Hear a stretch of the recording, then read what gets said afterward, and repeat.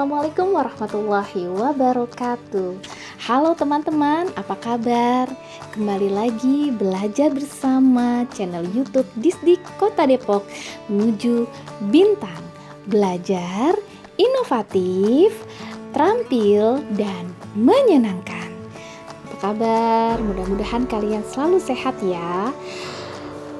Jangan lupa kalian harus tetap menjaga protokol kesehatan, lakukan 4M, makan makanan yang bergizi, memakai masker, mencuci tangan dengan sabun, dan menjaga jarak. Pada kesempatan kali ini, Ibu akan mengajak kalian untuk belajar tentang hukum Archimedes. Penasaran kan dengan tujuan pembelajaran kita kali ini? Yuk kita lihat. Nah, penasaran kan dengan materi kita kali ini?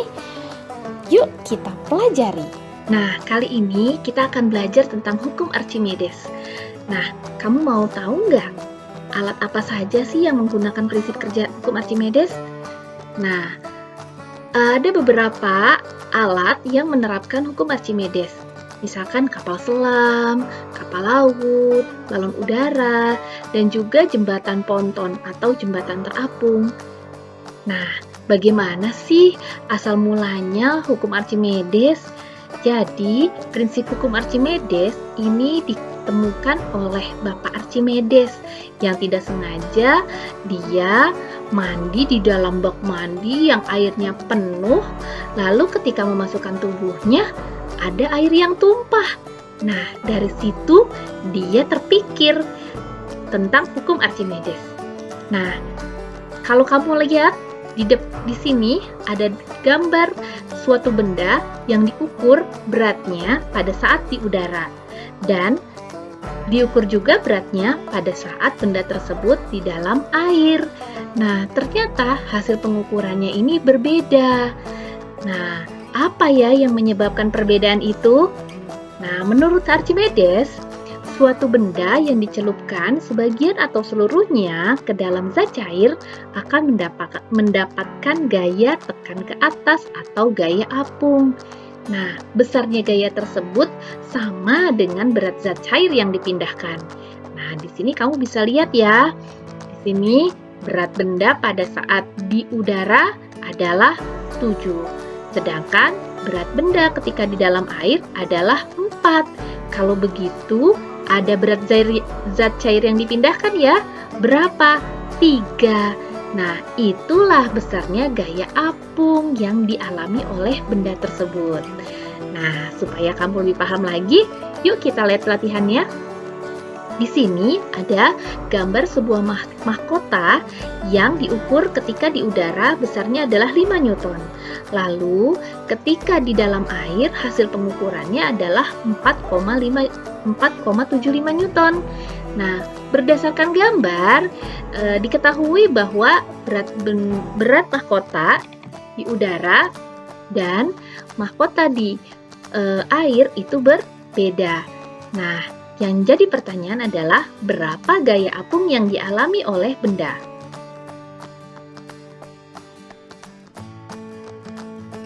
Nah, pertama kamu tulis dulu diketahuinya.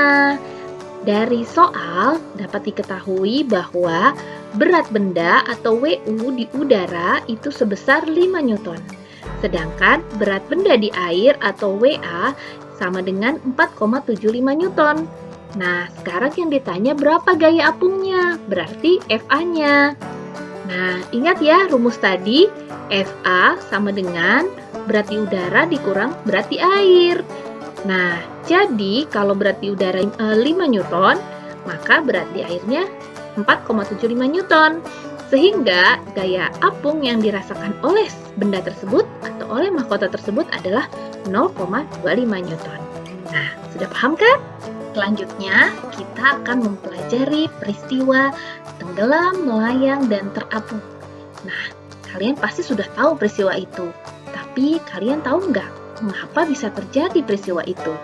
Nah, kita lakukan percobaan sederhana ya, dengan menggunakan air, garam, dan telur. Nah, apa saja sih yang kamu butuhkan? Yang pertama adalah gelas, lalu telur, air, garam, dan sendok. Apa yang kalian lakukan? Yang pertama, isi gelas dengan air, lalu masukkan telur, dan amati. Catat hasil pengamatanmu. Apa yang terjadi pada air? Maaf, pada telur maksudnya.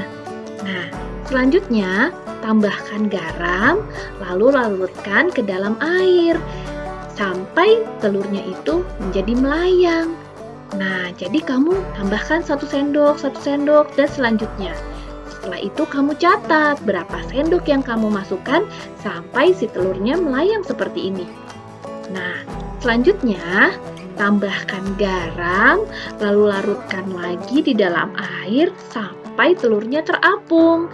Nah, jadi seperti ini. Catat berapa sendok yang kamu masukkan. Nah, kira-kira setelah kamu melakukan percobaan ini, apa ya kesimpulannya? Nah, untuk menjawab peristiwa ini terjadi karena apa? Oke.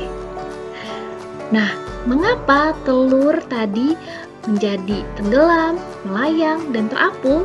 Di suatu benda apabila terapung, itu berarti gaya apungnya lebih besar daripada berat benda. Atau massa jenis benda lebih kecil dari massa jenis zat cair tempat benda tersebut dicelupkan. Nah, lalu bagaimana kalau melayang? Kalau melayang, artinya gaya apung sama dengan berat benda, atau massa jenis benda sama dengan massa jenis zat cair. Nah, kalau tenggelam? Kalau tenggelam, berarti gaya apungnya lebih kecil daripada berat benda, atau massa jenis bendanya lebih besar daripada massa jenis zat cair. Nah, sudah paham belum? Yuk kita lanjut. Perhatikan gambar hasil percobaan berikut. Nah, ini adalah gambar hasil percobaan pada telur yang dilarutkan di dalam air garam. Nah, berdasarkan gambar tersebut, pernyataan yang tepat adalah, nah, sekarang kita lihat. Pernyataan yang pertama, telur tenggelam karena massa jenis telur lebih kecil dari larutan garam. Betul tidak ya?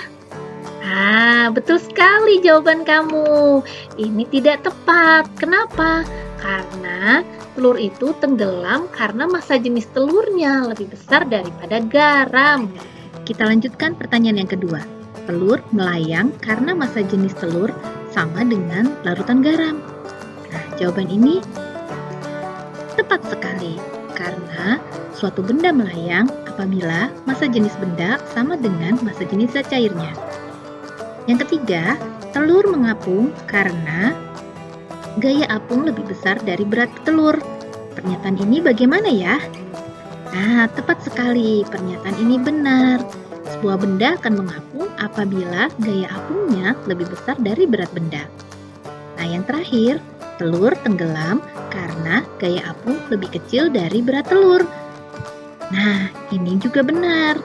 Sebuah benda akan tenggelam apabila gaya apungnya lebih kecil dari berat benda. Pada hukum Archimedes, besar gaya ke atas sangat bergantung pada volume benda yang tercelup. Semakin besar volume yang tercelup, semakin besar pula gaya tekan ke atas atau gaya apungnya. Jadi, dirumuskan dengan Fa sama dengan V dikali massa jenis cairan dikali gravitasi. Oke, mari kita coba latihan soalnya. Sebuah benda dengan volume 1500 cm3 dicelupkan ke dalam air dengan massa jenis 1000 kg per meter kubik. Jika percepatan gravitasi adalah 10 meter per second kuadrat, berapakah gaya apung yang dialami oleh benda?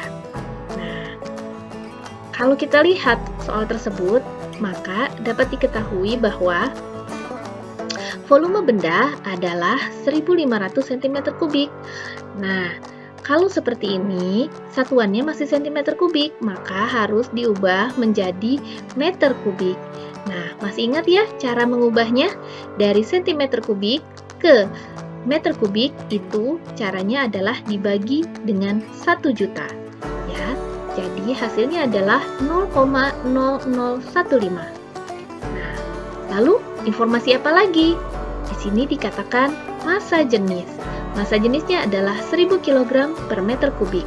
Maka Rho-nya sama dengan 1000 kg per meter kubik. Selanjutnya adalah percepatan gravitasi sebesar 10. Nah, lalu yang ditanya apa ya? Yang ditanya adalah gaya apung. Berdasarkan rumus, Fa sama dengan Rho dikali V dikali G. Fa adalah gaya apung. Nah, seperti diketahui di informasi soal, Rho-nya adalah 1000 kg per meter kubik dikali dengan volumenya yaitu 0,0015 meter kubik dan percepatan gravitasi 10 meter per second kuadrat. Sehingga didapat hasilnya adalah 15 Newton. Nah, bagaimana? Sudah paham kan? Bagaimana? Sudah paham belum? Mudah-mudahan bermanfaat untuk kalian.